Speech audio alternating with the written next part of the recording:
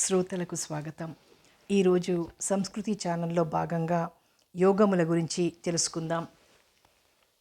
యోగము అనగా సమస్త చిత్తవృత్తులను నిరోధించి మానసికమైన సంకల్ప వికల్పములను లేకుండా చేసుకుని నిశ్చలత్వమును చెందుటయే అగును.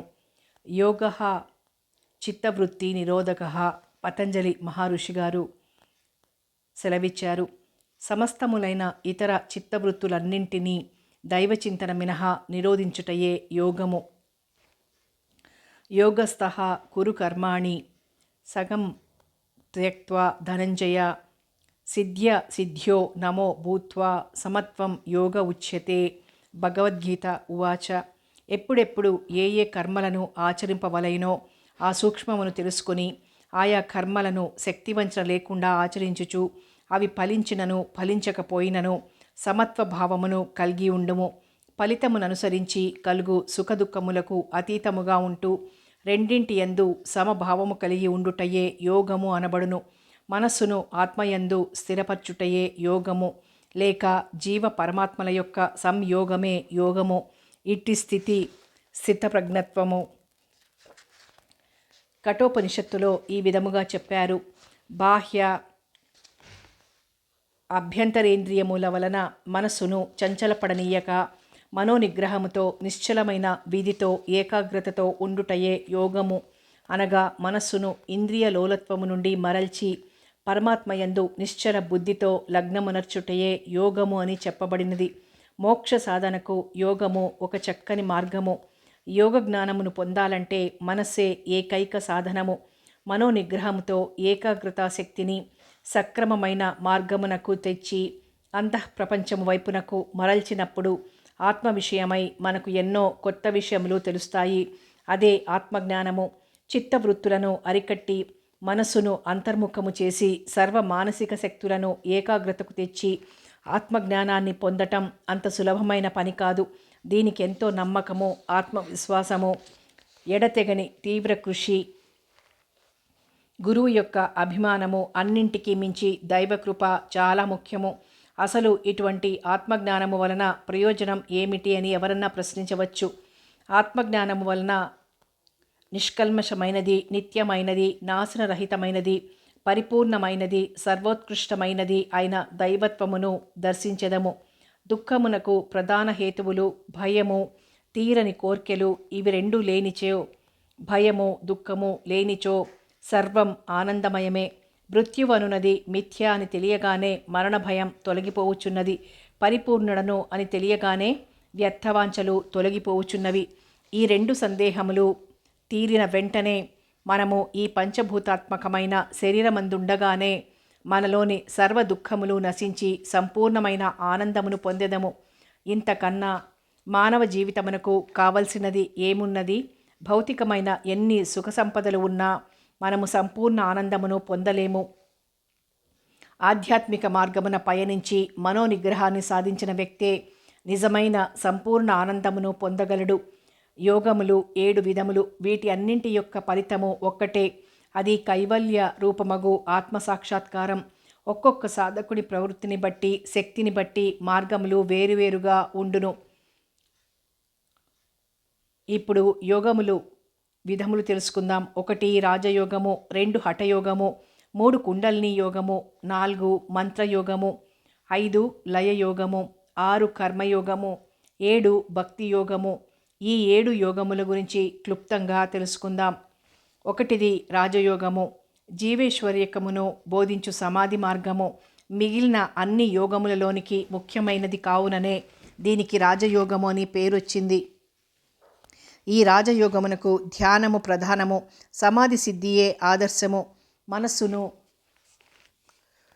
తపస్సు, స్వాధ్యాయాది క్రియల ద్వారా ఏకాగ్రము చేయవలెను. ఆ విధముగా చేసినట్లయితేనే చిత్స్వరూపమగు ఆత్మ స్వస్వరూపముతో ప్రకాశించును.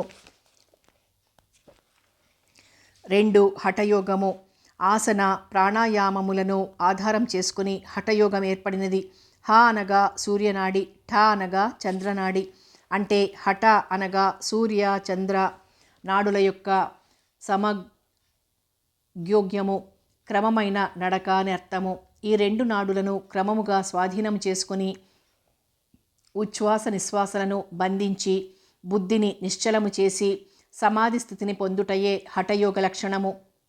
కుండలిని యోగము.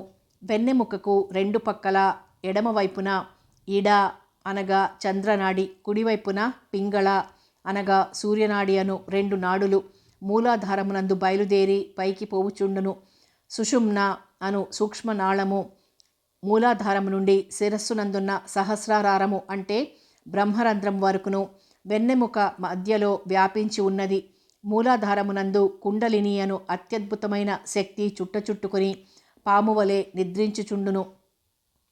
సరి అయిన పద్ధతిలో చేయు ప్రాణాయామముచే కుండలిని శక్తిని మేల్కొలిపి క్రమక్రమముగా సుషుమ్న ద్వారా షట్చక్రములను దాటుకుంటూ బ్రహ్మరంధ్రమునందుండు సహస్ర కమలమునందు చేర్చుటయే ఈ యోగ లక్ష్యము. ఈ కుండలిని శక్తి మేల్కొని ఒక్కొక్క చక్రమును దాటుచున్నప్పుడు ఒక్కొక్క అద్భుతమైన సిద్ధిని సాధకుడు పొందుతాడు. ఈ విధముగా అష్టసిద్ధులు ప్రాప్తించి దైవ సాక్షాత్కారమును పొందును. 4వది మంత్రయోగము. అంగన్యాస కరన్యాసములతో శాస్త్రోక్తమైన మంత్రోపాసనతో ఇష్టదైవమును తదేకంగా ధ్యానించి సిద్ధి పొందుటయే మంత్రయోగము యొక్క లక్ష్యము. 5వది లయ యోగము. ఈ యోగమునందు శబ్ద బ్రహ్మమును ఆధారము చేసుకుని చిత్తవృత్తిని నిరోధించి మనోనిగ్రహమును పొంది మనసును ఆత్మయందు నిలిపి బ్రహ్మతత్వమును తెలుసుకున్నటయే ఈ లయయోగము యొక్క లక్ష్యము. అది ఏ ఆత్మానుసంధానము. 6 కర్మయోగము. ప్రతిఫలాపేక్ష లేకుండా తన ధర్మమును విద్యుక్తముగా చేయుటయే ఈ కర్మయోగం యొక్క లక్ష్యము. దీని వలన జ్ఞానోదయము కలిగి మోక్షమును పొందుదురు.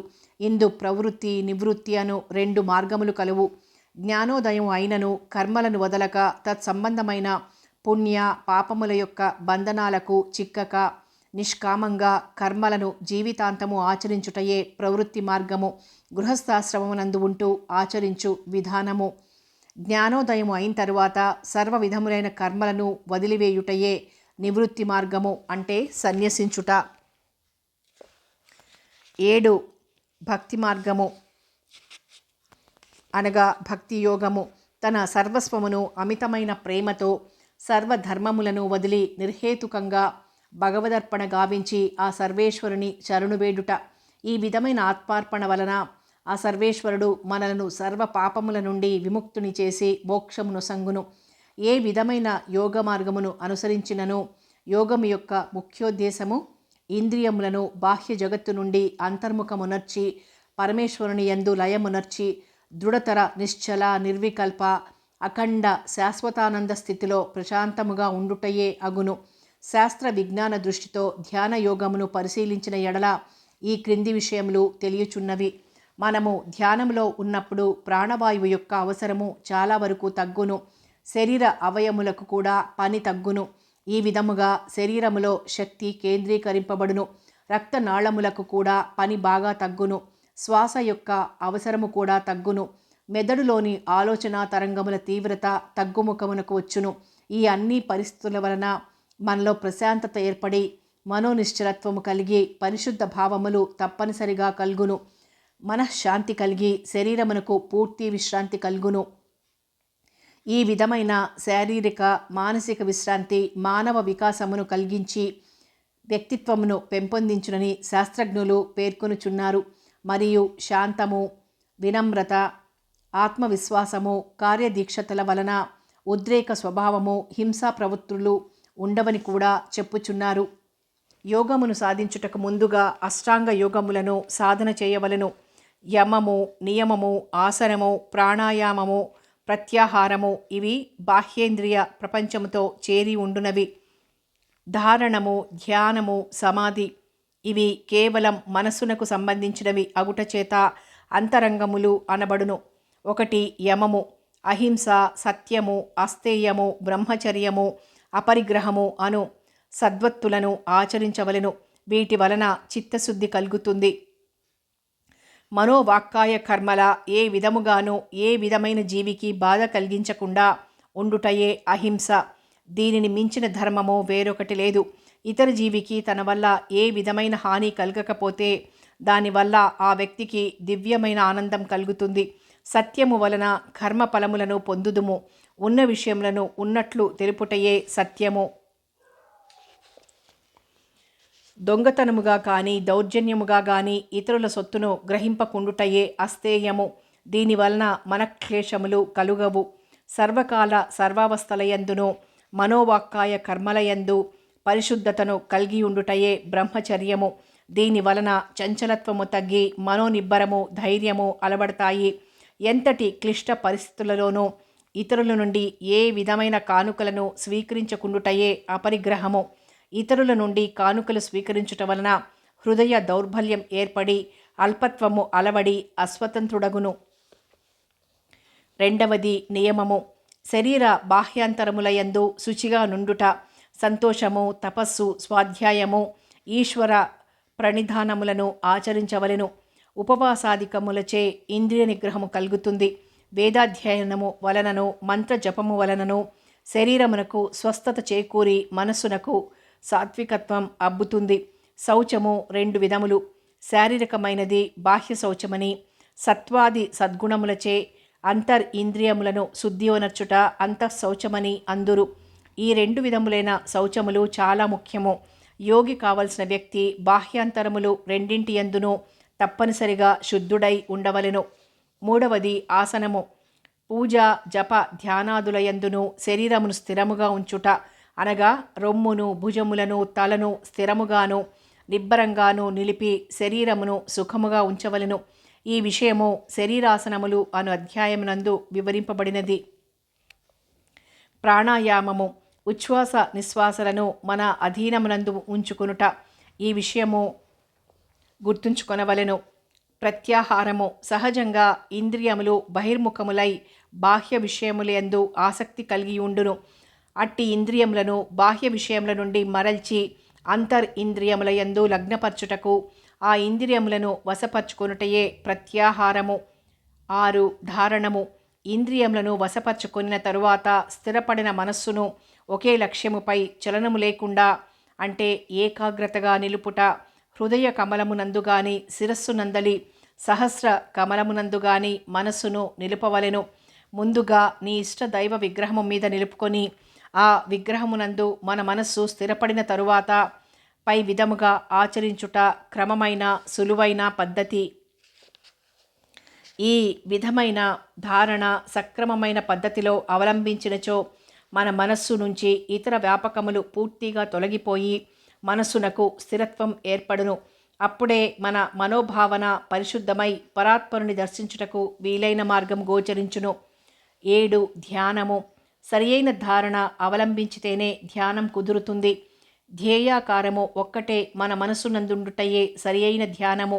పరిపూర్ణమైన ఏకాగ్రత కలిగి ఉండుటయే ధ్యానం. ఈ విషయమును ధ్యానము అను అధ్యాయం నందు వివరింపబడినది. సమాధి. మనస్సునకును ఆత్మకును కలిగిన ఐక్యమే, అంటే కైవల్య ప్రాప్తినందు స్థితియే సమాధి.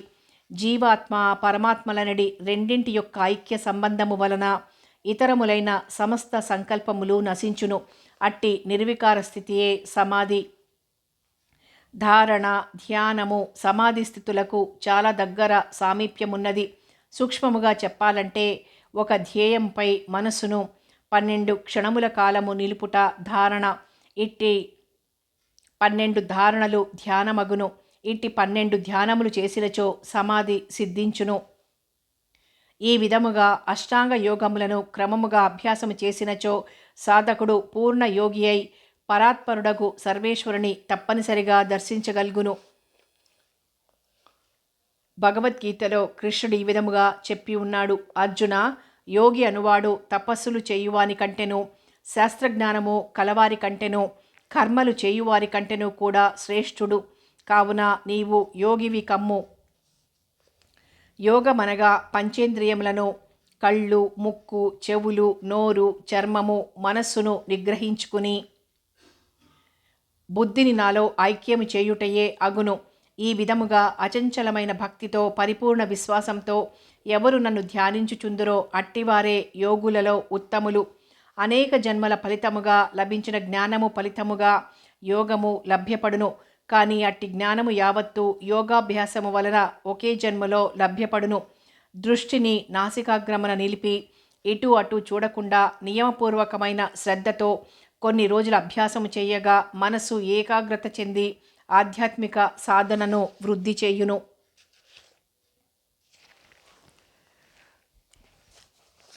అన్ని రకాల యోగముల గురించి తెలుసుకున్నాం కదా. మరో మంచి అంశంతో మళ్ళీ కలుసుకుందాం.